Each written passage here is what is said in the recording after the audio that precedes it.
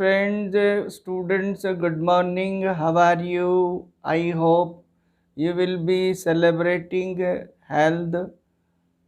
Today we are going to discuss about Milton's sonnet. Number 8, the sonnet entitled When Assault Was Intended to the City.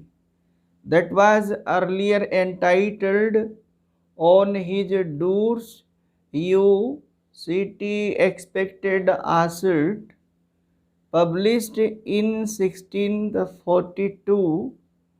When we come to the sonnet, as a matter of fact, we already have discussed in our video, but here today we would like to snatch just a short information that a sonnet basically introduced from Italy in England by Thomas Watt, and the structure of Thomas Watt as Petrarchan modeled was practiced in England by Milton and later on by William Wordsworth, Southey, etc. Here, when we come to John Milton's ground, Milton is considered second to Shakespeare, and he born in 1608.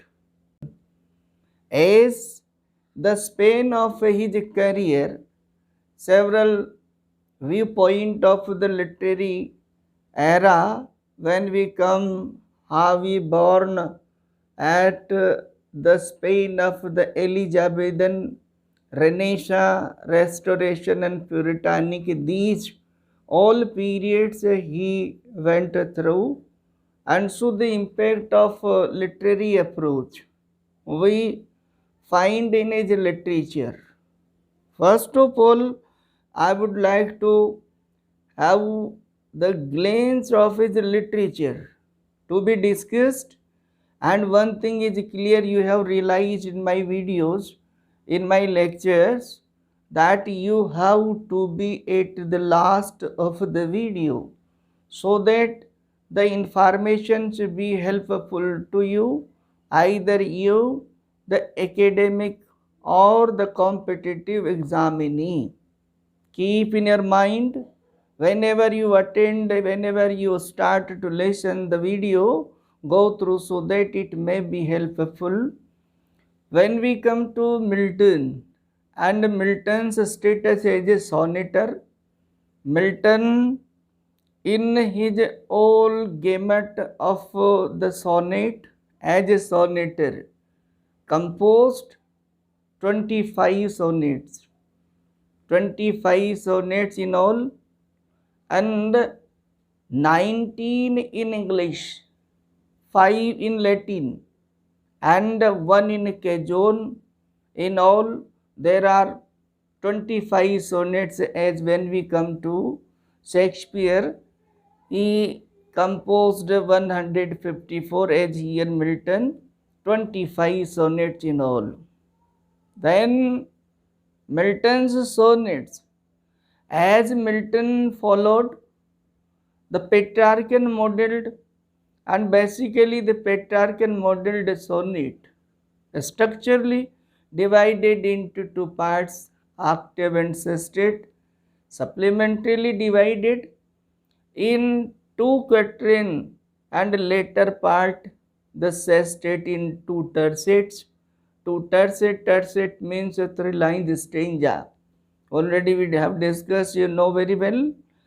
But when we come to the rhyme scheme, Milton didn't followed fully the rhyme scheme as the rhyme scheme in Petrarchan modeled sonnet. Petrarchan modeled sonnet rhyme scheme is A B B A, A B B A, and in sestet parts tercets C D E C D E. But especially Milton in this sonnet didn't followed that fully, And in other sonnets of Milton, we also have such a variety that he followed, he innovated his own rhyme in sestet part.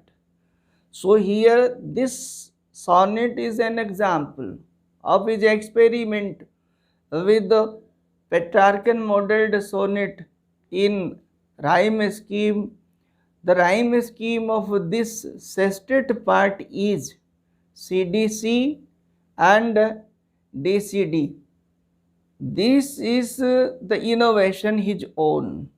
Other properties of a Petrarchan modeled sonnet we already have discussed, but when we come to about the ground as a poet to Milton, we know Milton known for his grand style as a poet, and his fame and name rests on later creation, especially the Paradise Lost and Regained, how he himself established in literature, and throughout his life and especially his political period, he stood stand episcopacy. He never favored episcopacy. He, by the political viewpoint, Republican. And when he was a parliamentarian, he also raised his voice even against his friend over Cromwell. At some, he shared his characteristics, his disciplines, but certain disciplines didn't match to him, and time to time in literature, time to time in the creation of literature, it is revealed.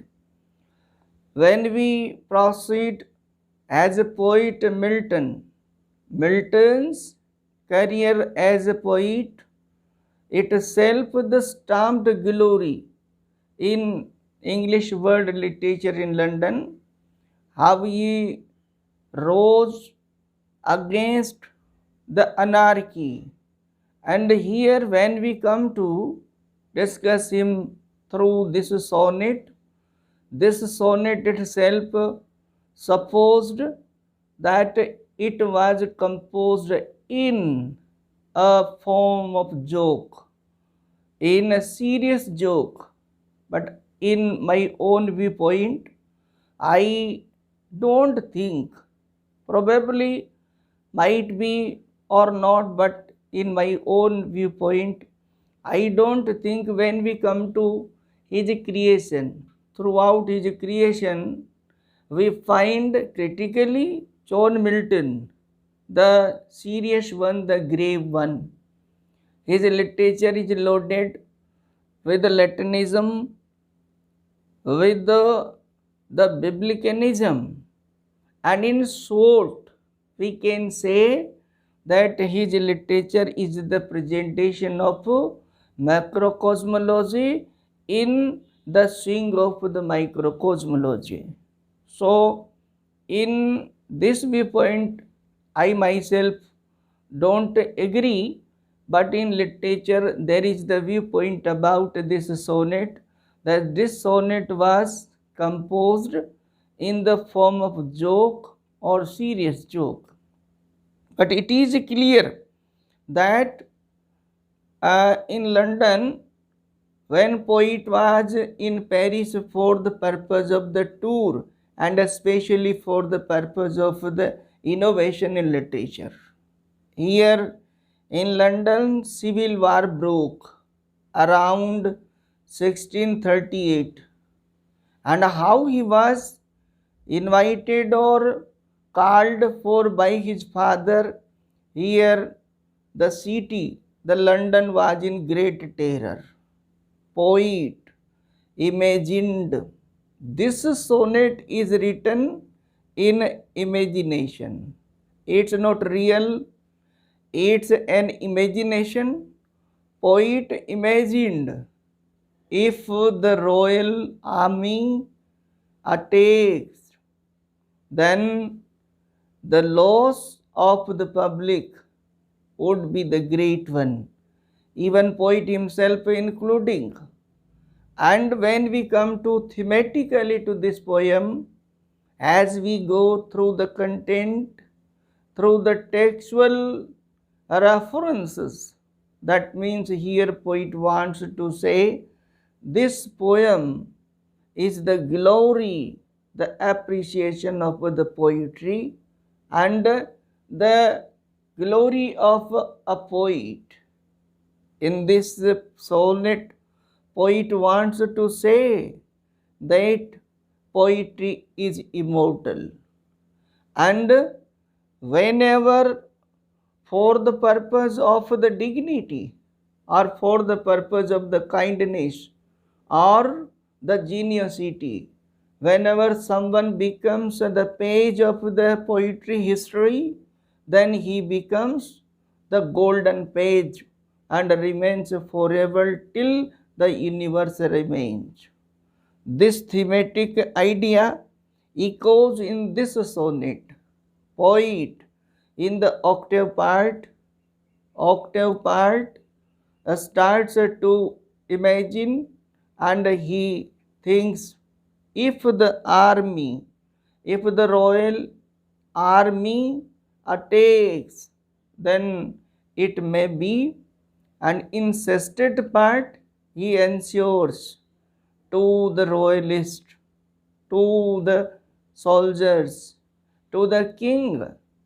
At the time, King Charles I was the ruler power, was the ruling authority, and how public was disappointed under the anarchy and monarchship of Charles I.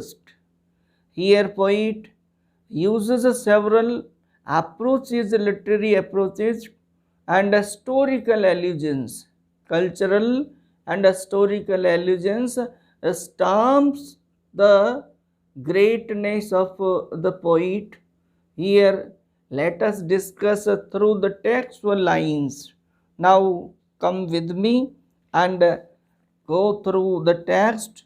Poet starts to say in the opening part, that is the octave's first quatrain, that means the opening part. Poet starts to say, Captain or Colonel or Knight in arms, who chance on these defenseless doors may seize, if deed of honor did thee ever please, guard them under him within, protect from harms. Here in the introductory part of the poem, poet starts to address the royalist army. Here certain posts alternatively have been mentioned, and the first poet says captain or colonel. Here colonel is the old spelling, is to be pronounced colonel, while here colonel or knight in arms.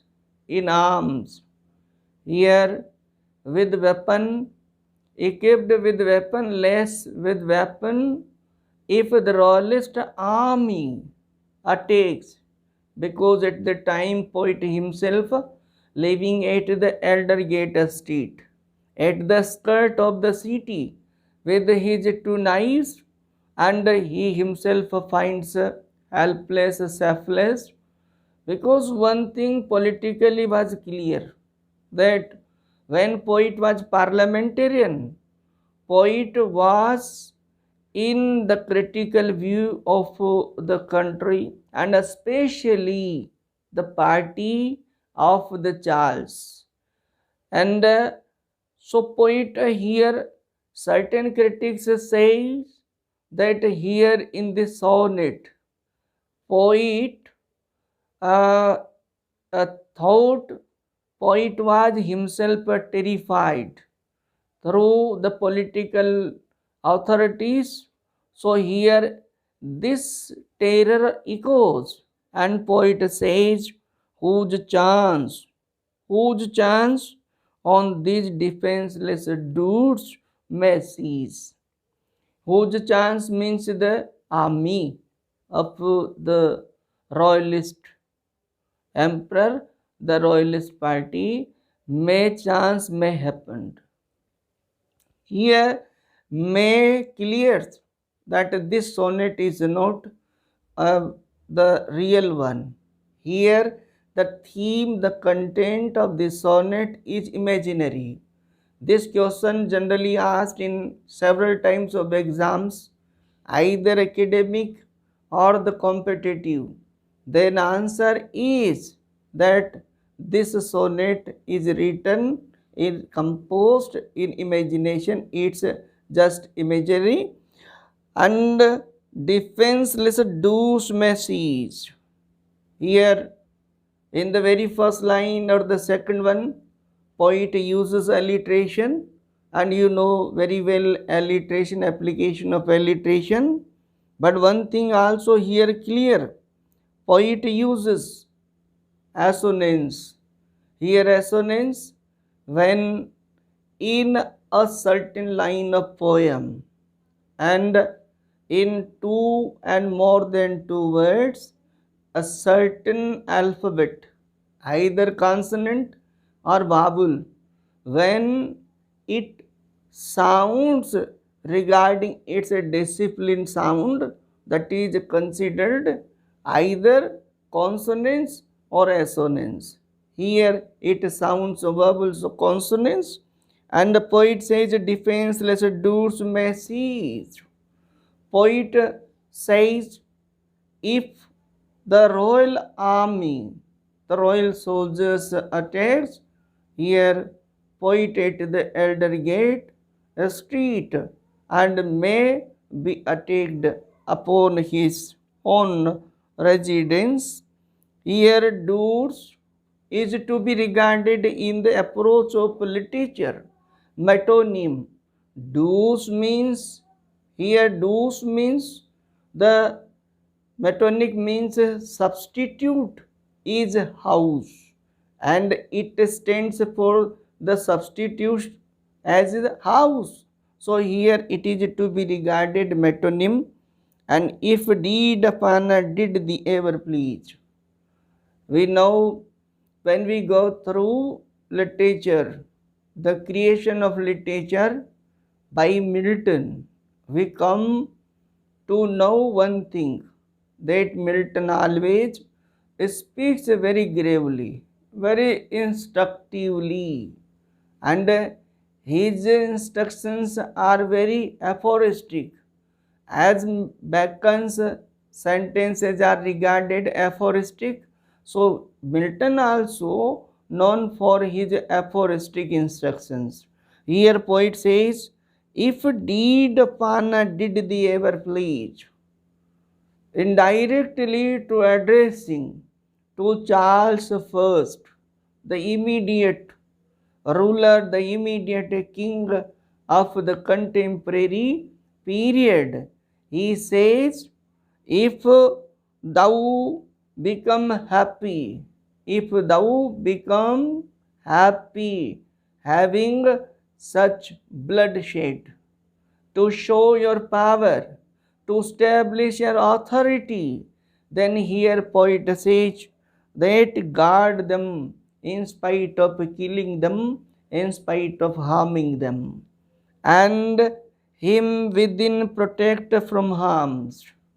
Him here to poet, him refers poet Milton. Guard them here public, and him poet himself. Poet here pleases to the authority that the king should protect, save them in spite of harming them. Here he can requite thee.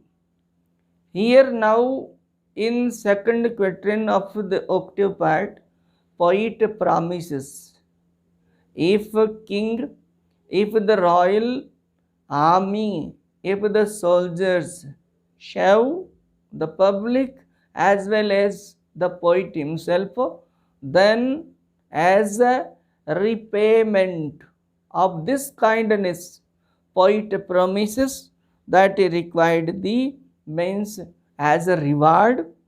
He will, for he knows the charms. Here charms itself may be regarded the punning application. Charms in general view the magic, but here charms means the poem, the poetry, and poet is magician, magician of poetry, and through the charms of poetry they call fame on such gentle acts as these. Then he promises that through the creation of poetry, certain lines of poetry as a repayment of his kindness, his generosity, poet would pay, poet would repay. And he can spread thy name over hands and seas. Here poet also whatever climb the sun's bright circle warms. Poet proceeds his promise and he says he can spread thy name. He here means poet, thy means the king, the army. He can spread thy name means for generosity. What for?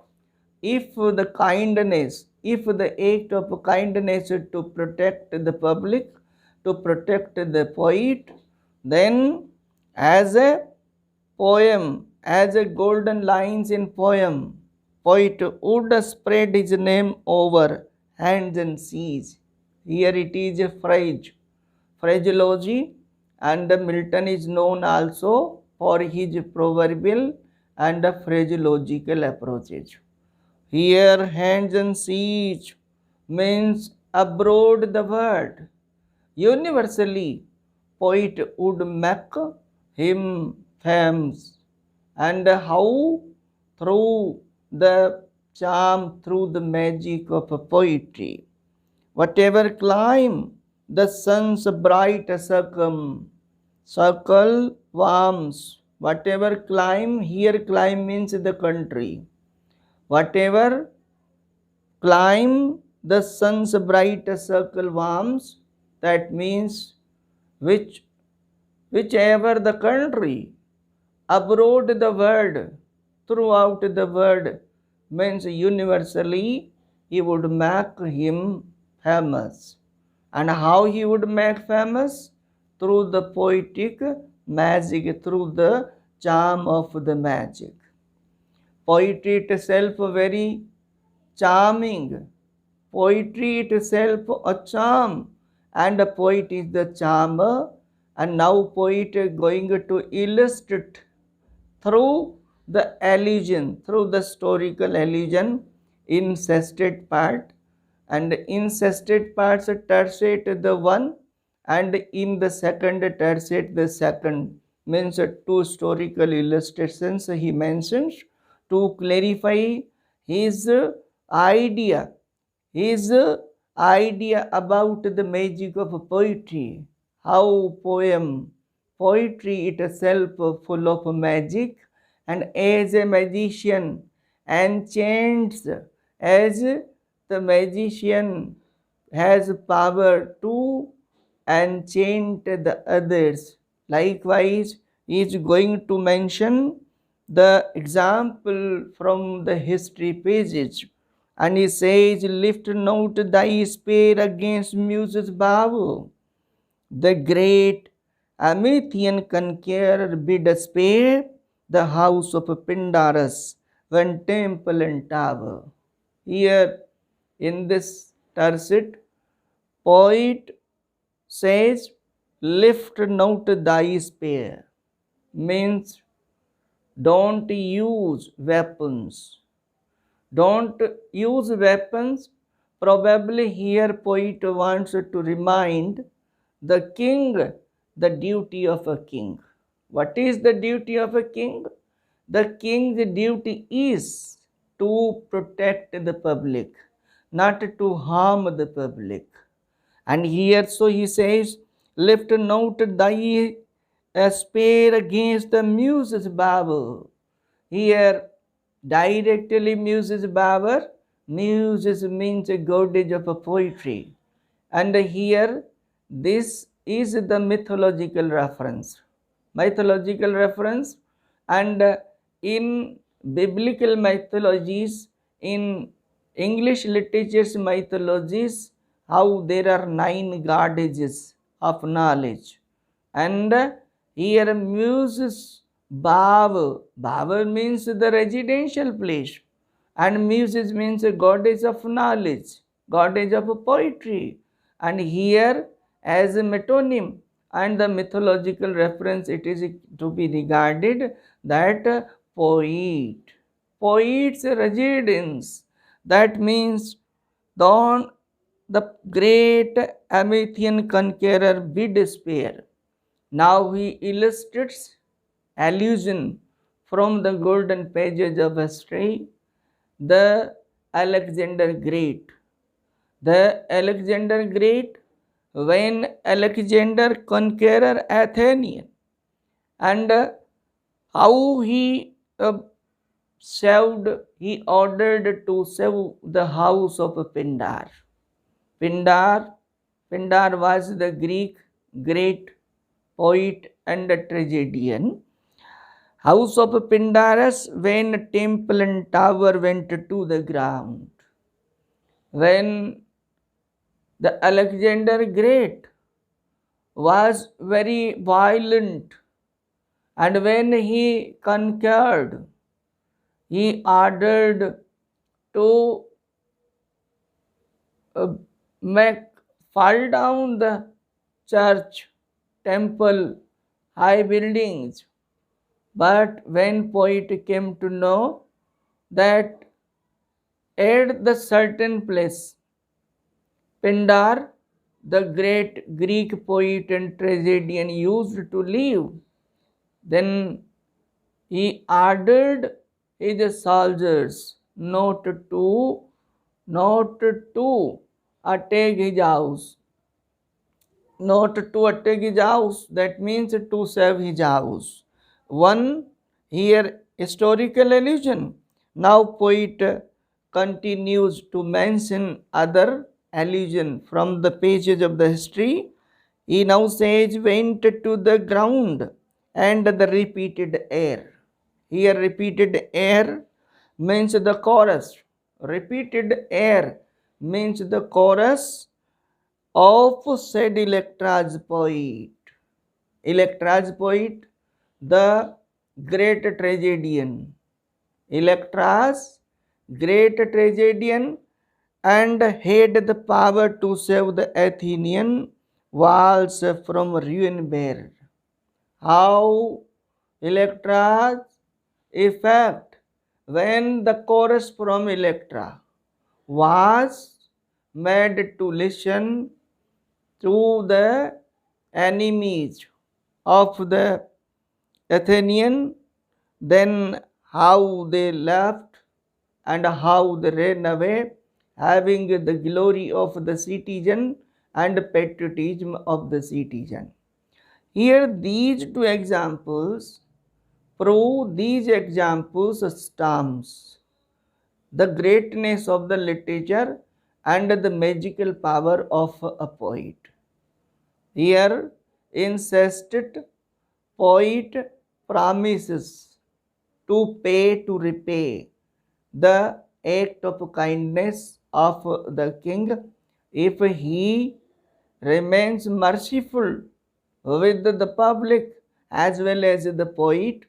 Then poet, being a magician of the words, magician of the poetry, and poetry is above all over the art of the word, and you would mention his glory in the pages, in the poetry, and all over the world he would earn a name and fame.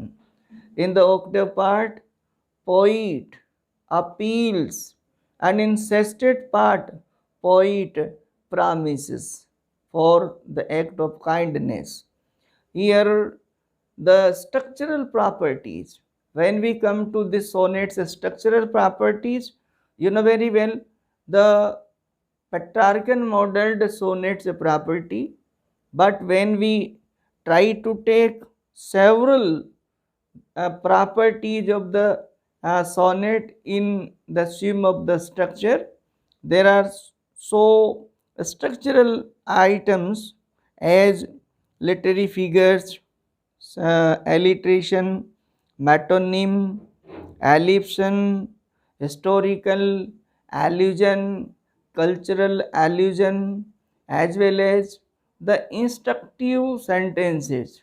As the nature of Milton, his sentences are generally loaded with Latinism and Biblicanism, but here only a certain mythological reference in the Muses Baber, that this is the plain one, the direct sentence.